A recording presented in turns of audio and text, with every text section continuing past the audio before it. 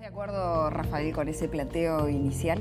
Gracias, Gabriela, buen día. Es un gusto recibir. y es muy buen resumen en torno a la urgencia de este problema en todo sentido, porque nadie lo va a sacar de la urgencia, de la importancia, de la relevancia que tiene para la sociedad, para la conversación colectiva y ni que hablar para la respuesta política. Pero también hay algunas urgencias que tienen que ver con el enfoque, porque cuando nosotros nos hacemos algunas preguntas y tratamos de darle alguna respuesta, eso después va a condicionar la capacidad que tengamos para articular una política y responder satisfactoriamente a este problema. Exacto. Cuando hablas de la comprensión de la dinámica de la criminalidad y hablas de una traslación del discurso acerca de lo que son los discursos de la izquierda o lo que debieran ser en cuanto al análisis de la relación estructural que tiene la violencia y las razones que se dan desde los discursos de derecha, hay una vinculación interesante que dejás plasmada en una columna de opinión que brindaste a La Diaria el miércoles 8 de mayo. Sí, la columna tiene el objetivo de hacerse una pregunta muy sencilla, pero muy desafiante y muy interpelante. ¿Por qué?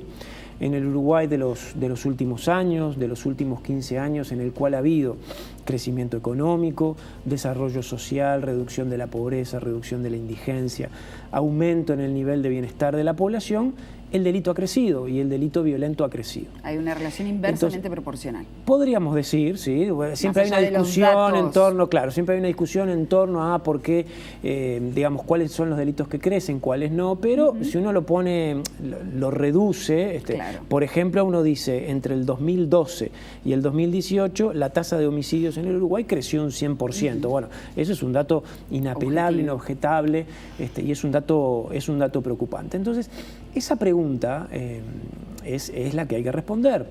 Y hay que responderla a fondo, y no es fácil responderla porque de hecho ya se está respondiendo por otros lugares. Entonces, uno lo que quiere es, primero, esa pregunta no ha pasado solo en el Uruguay. Esta es una preocupación que ha ocurrido en ese ciclo largo latinoamericano de las últimas 2 décadas, que en el último tiempo ha tenido cambios también, regresiones hacia gobierno de derecha, pero que en su momento, en ese espacio de ola progresista, en donde también hubo fenómenos de fortalecimiento de las clases medias, de aumento de disminución de la pobreza, de la desigualdad, del crecimiento económico, el problema del delito se instaló como un problema central, y en muchos de esos países el delito siguió aumentando. Entonces, cuando uno se plantea esa pregunta, tiene varias opciones. ¿Cuál es la opción más común en el debate público? No puede ser. El delito aumenta en un contexto favorable, con presupuestos favorables. La culpa es de gestión, la culpa es de un gobierno. Esa es la necesidad de reducir el problema a un gobierno, a una gestión centralizado en un ministerio, el Ministerio del Interior, o eventualmente en el fracaso de las políticas sociales. Pero pará, te hago Podemos discutir sobre eso, pero no incide. Pero también está ese discurso, el que es, bueno, esto es un problema de gestión de este gobierno, pero también aquellos están enfocados más en aspectos sociales, pero que dicen, bueno, esto tiene que ver con una crisis de valores, tiene que ver con incivilidad, con decadencia de la familia, o con cosas puntuales como la droga, eso por un lado. Están esos argumentos, los argumentos tradicionalmente conservadores, en los cuales siempre se tiende a pensar que el presente es un proceso de degeneración de las cosas buenas o de las virtudes del pasado. Pero como el mundo no es binario, vamos a un análisis más profundo. Y después hay otra interpretación que es también que tiene mucha incidencia en el debate político, en el debate público, es la idea de que el delito crece porque el sistema penal no es lo suficientemente severo. Es un poco esta idea de entran y salen, delinquir es un bollo, tenemos que ajustar los controles, la cuestión legislativa, y sobre eso hay un largo contencioso, hay un largo debate. Como esas son las opiniones predominantes, una de mis preocupaciones que trato de velar en este artículo es que hay un conjunto de razones sociales. Cuando hablo de razones sociales me refiero, como bien se decía en el informe, a un conjunto de dinámicas macro y de dinámicas micro, en las cuales el delito, desde mi punto de vista, sigue afincado. El delito es un fenómeno social. Hablo de la totalidad de los delitos en términos generales, en términos de volumen generales. Y las tasas de criminalidad en el mundo desarrollado y también en el mundo subdesarrollado han ido cambiando o han ido aumentando conforme se han ido dando procesos de transformación estructural, porque se ha ido desestructurando el espacio familiar, el espacio del trabajo, la estabilidad del trabajo, los espacios comunitarios, el espacio público. Hay una reestructuración económica que de alguna manera ha dejado amplios sectores sociales por fuera de los mecanismos de protección. El trabajo se ha vuelto mucho más precario. Hay una impronta de época mucho más marcada por el inmediatismo, por la presión al consumo. Bueno, hay una transformación social muy grande que es muy difícil de describir en pocos minutos, que ha impactado también en el Uruguay, y que cuando uno analiza un proceso virtuoso, porque aparte el Uruguay de los últimos 15 años es un Uruguay que ha sufrido muchas transformaciones económicas, sociales, institucionales y muy positivas, persisten algunos fenómenos serios de deuda social, de desigualdad social.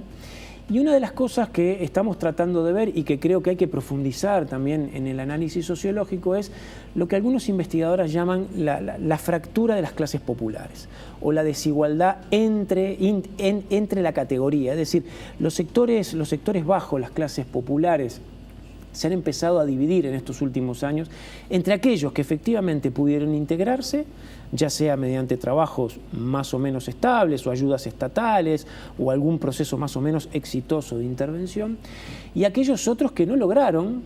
Mientras todos los demás sí lo logran, hay sectores sociales, ¿y ahí sobre todo los jóvenes más vulnerables en ciertos espacios urbanos, que han tenido enormes dificultades de integración y que han sufrido una cantidad de procesos negativos acumulados. Y acá vamos a hablar de identidad también. Sí. Y vamos a hablar de la violencia como estrategia de obtención de recursos, incluso no solo recursos materiales, sino aquellos recursos que le dan carácter identitario a una persona dentro de un grupo social. Exacto. Cuando uno tiene también un proceso de crecimiento económico, en algunos espacios sociales hay ciertas redes de ilegalidad, hay ciertos mundos ilegales que mueven recursos que empiezan a prosperar.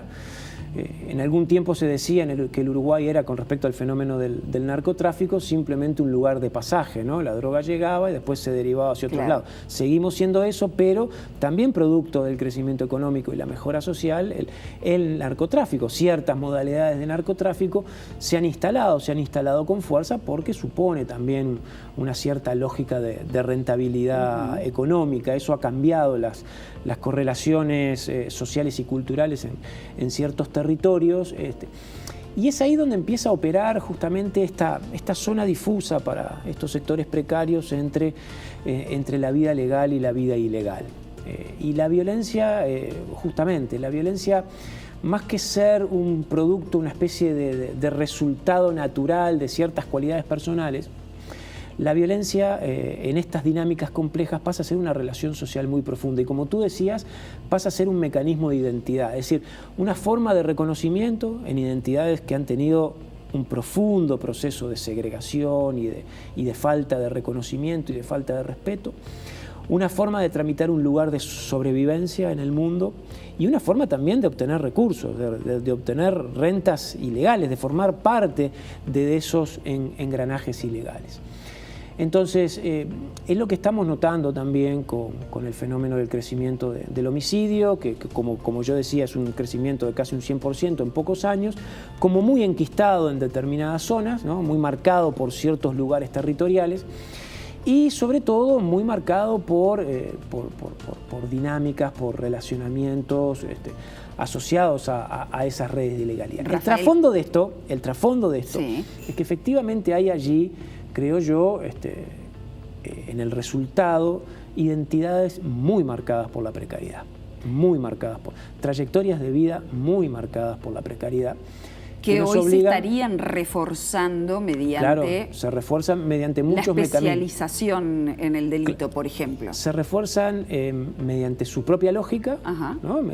Porque uno podría decir una cosa lleva a la otra, ¿no? Hay un proceso como de escalada, de ordenamiento de relaciones sociales en redes que se van expandiendo, pero a veces insólitamente se refuerzan por las vías que menos podemos sospechar. A veces las intervenciones policiales penales o las intervenciones penales o la intervención punitiva del propio sistema carcelario es el gran facilitador para que esto pueda tener lugar.